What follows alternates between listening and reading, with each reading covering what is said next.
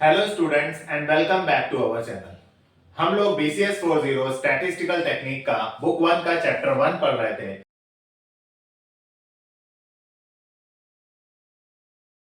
और इस सीरीज में आज हम बात करेंगे अनग्रुप्ड डेटा के अंदर मीन डेविएशन, स्टैंडर्ड डेविएशन और वेरिएंस कैसे कैलकुलेट किया जाता है। आज की इस वीडियो में सिर्फ हम अनग्रुप्ड डेटा पर फोकस करेंगे। देखिए, मैंने जो डेटा लिया है वो भी अनग्रुप्ड है।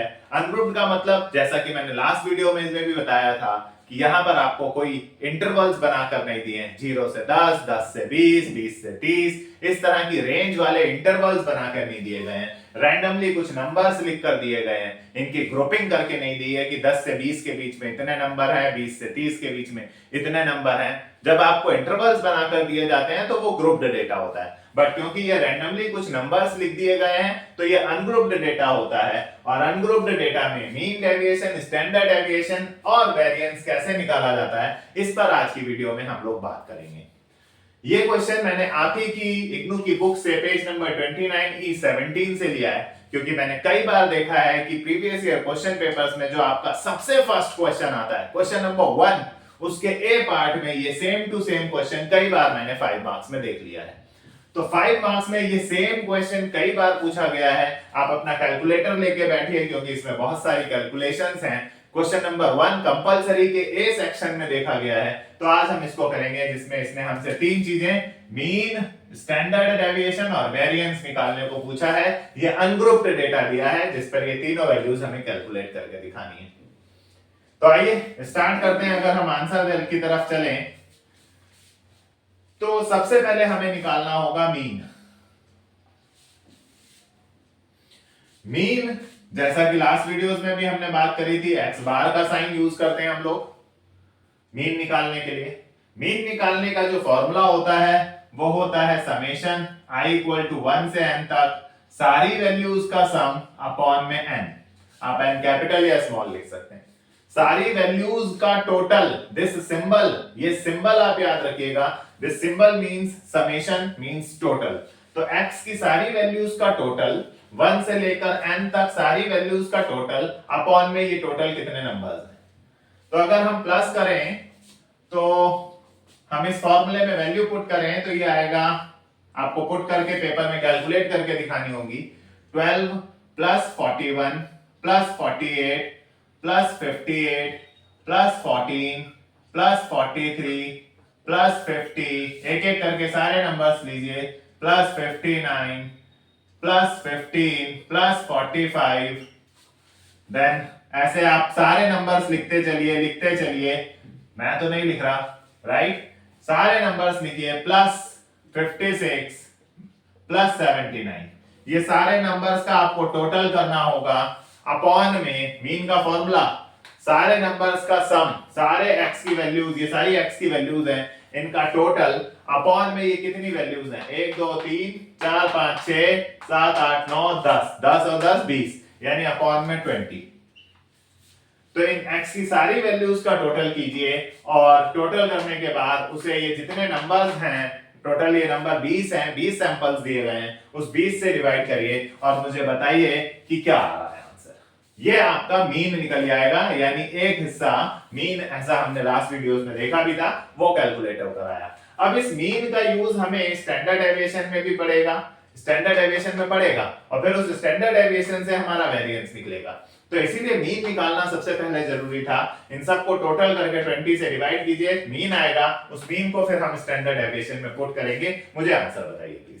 तो इन सारी वैल्यूज का टोटल कर हमारे पास आया 927, अपॉन में 20 था, 927 को हमने 20 से डिवाइड करा तो हमारे पास वैल्यू आई 46.35।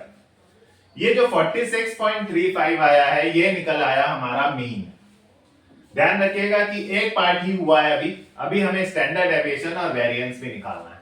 तो चलिए 46.35 हम इधर लिख लेते हैं अपने याद रखने के लिए कि हमारे x बार का वैल्यू आया है, मीन जो आया है, x बार जो आया है वो 46.35 आया है। अब इसी के अंदर हमें नेक्स्ट पार्ट की तरफ चलना है, called standard deviation. Standard deviation के लिए हम लोग ये सिग्मा वाला सिंबल लगाते हैं, ये सिग्मा, और आइए ये फॉर्मूला जो है इसे अप्लाई करते हैं, समेशन i इक्वल टू 1 से n तक एक्स आई माइनस एक्स बार का होल स्क्वायर अपॉन में n। ये फॉर्मूला है स्टैंडर्ड डेविएशन का। तो अगर हम स्टैंडर्ड डेविएशन निकालने चले, इस फॉर्मूले में वैल्यू पुट करें, तो आइए जरा मेरे साथ ये वैल्यूज पुट करवाइएगा। तो क्या कह रहा है, एक्स आई माइनस एक्स बार हमारा ये रहा 46.35, और एक एक करके एक्स आई हमें ये सारी वैल्यूज को लेना होगा एक एक करके। कैसे, 12, फर्स्ट वैल्यू 12 है, माइनस एक्स बार कितना है 46.35। अब इस पे स्क्वायर लगी है तो स्क्वायर किया, समेशन का मतलब प्लस होता है तो प्लस करा। फिर अगली वैल्यू उठाई 41 माइनस 46.35, वही एक्स आई माइनस एक्स बार फिर स्क्वायर, तो एक्स बार है 46.35 का स्क्वायर। फिर नेक्स्ट वैल्यू उठाई, दो हो गई, थर्ड है 48 माइनस 46.35 का स्क्वायर। फिर नेक्स्ट है 58 माइनस 46.35 का स्क्वायर।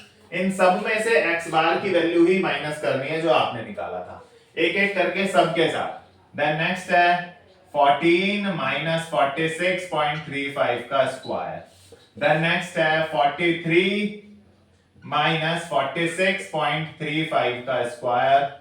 एंड करते करते आप लोग सारी निकालिएगा, मैं तो सारी नहीं निकाल सकता, मैं आता हूं सीधे लास्ट पर, प्लस 56 माइनस 46.35 का स्क्वायर, देन 79 माइनस 46.35 का स्क्वायर। अगर मैं सारी वैल्यूज निकालने लगा तो ये वीडियो बहुत लेंथी हो जाएगी, आपको बस सबको इसी तरीके से करना है। आप डैश डैश डैश नहीं डालेंगे, आप सारी वैल्यूज लिखेंगे और अपॉन में n, यानी ये टोटल कितनी वैल्यूज हैं 20। इसे आप सॉल्व करेंगे तो 12 माइनस 46.35 को अगर माइनस करते हैं आप, तो 46 में से 12 गया, 2 गया 44, 10 गया 34। ये इन दोनों को अगर आप माइनस करते हैं तो माइनस 34.35 बचता है 12 में से 46.35। अब क्योंकि स्क्वायर हो रहा है तो आप माइनस ना भी ले चलेगा, क्योंकि माइनस माइनस तो प्लस हो जाता है। आप करके भी देखना चाहें तो माइनस 34.35 और 34.35 को जब आप मल्टीप्लाई करेंगे तो माइनस और माइनस तो प्लस ही हो जाएगा। तो स्क्वायर करते वक्त आप माइनस का साइन इग्नोर भी करेंगे, अंदर जो वैल्यू आ रही है उसका तो काम हो जाएगा। जैसे कि 12 माइनस 46.35 को अगर आप माइनस कर रहे हैं तो माइनस 34.35 आ रहा है। अब जब इसका स्क्वायर करना होगा तो माइनस तो वैसे भी प्लस हो जाना है, तो आप माइनस ना भी करें और 34.35 को 34.35 से अपने कैलकुलेटर से करें तो आपको इसकी वैल्यू आ जाएगी, जो कि आप नेक्स्ट स्टेप में डायरेक्टली यहां लिख सकते हैं कि भाई इसका 34.35 का स्क्वायर कितना आया। फिर प्लस 41 माइनस 46.35, तो ये माइनस 5.35 होगा। अगेन माइनस आप इग्नोर करें, 5.35 को 5.35 से स्क्वायर करेंगे तो वो अगले की वैल्यू आ जाएगी। ऐसे लिखते चलिए, सारी कैलकुलेट करिए, उन सबको टोटल करिए, 20 से डिवाइड करिए और आपका आंसर आपके सामने होगा। कैलकुलेटर इस पेपर में अलाउड है, राइट। सो लीजिए हमारा स्टैंडर्ड डेविएशन भी आ गया। अब वेरिएंस कैसे निकाला जाता है? देखिए वेरिएंस निकालने के लिए उसने साफ साफ बोल रखा है कि स्टैंडर्ड डेविएशन का जो भी आंसर आएगा, जो भी आंसर आपका स्टैंडर्ड डेविएशन में यहां पर आने वाला है उसका जस्ट स्क्वायर कर दीजिएगा, वेरिएंस आ जाता है। मान लीजिए यहां पर अगर 81 आ रहा है, सपोज 81.23 आ रहा है सपोज, तो आपको यहां पर 81.23 का स्क्वायर कर देना है जस्ट, तो आपका आंसर आ जाएगा। तो variance is not a big deal. सारी ना मीन निकालने में टाइम लगा आपको, ना वेरिएंस निकालने में टाइम लगेगा। टाइम सारा का सारा स्टैंडर्ड डेविएशन में, क्योंकि ये बहुत सारी कैलकुलेशन है, इस पेपर में कैलकुलेटर अलाउड है। आप कैलकुलेटर की मदद से ये सारी कैलकुलेशंस फास्ट कर सकते हैं। इन सबको माइनस करिए, सबका स्क्वायर निकालिए, सारी वैल्यूज का सबको माइनस करिए, सबका स्क्वायर निकालिए, सबको प्लस करिए, जो टोटल आएगा उसको 20 से डिवाइड करिए। कैलकुलेटर में अंडर रूट निकालने का सिंबल भी होता है, जो भी नंबर आएगा उसके बाद अंडर रूट प्रेस करिए, उसका अंडर रूट स्क्वायर रूट आपके सामने होगा। राइट। तो जो भी अब आंसर अगर आपको टैली करना है तो आपके इस बुक 1 चैप्टर 1 के जस्ट एंड में, जहां आपके इग्नू की बुक का ये चैप्टर 1 एंड हो रहा है, वहां पर जाकर आप अपने E17 के आंसर से अपने आंसर्स टैली कर सकते हैं। आप देख सकते हैं कि इनके क्या क्या आंसर्स आए और वहां वो आप अपने आंसर्स टैली कर सकते हैं। ये मैंने ऐसे ही लिख दिया है, ये आंसर आप लोग कैलकुलेट करेंगे, सबको प्लस माइनस स्क्वायर करके 20 से डिवाइड करके स्क्वायर रूट अंडर रूट निकाल करके जो वैल्यू आएगी वो स्टैंडर्ड डेविएशन होगा और फिर उसका स्क्वायर कर देने से आपका वेरिएंस होगा। तो गाइस ये आपके पेपर का क्वेश्चन है। आप लोग BCS 040 स्टैटिस्टिक्स के previous year question papers net से डाउनलोड कीजिए और उसमें जिस तरह के मीन, स्टैंडर्ड डेविएशन और वेरिएंस के अनग्रुप्ड वाला जो भी क्वेश्चन दे रखा है उसको एक बार इसी सेम मेथड से प्रैक्टिस कीजिए। हम लोग ग्रुप्ड वाला भी करेंगे, लेकिन ग्रुप्ड वाला करेंगे हम लोग नेक्स्ट वीडियो में।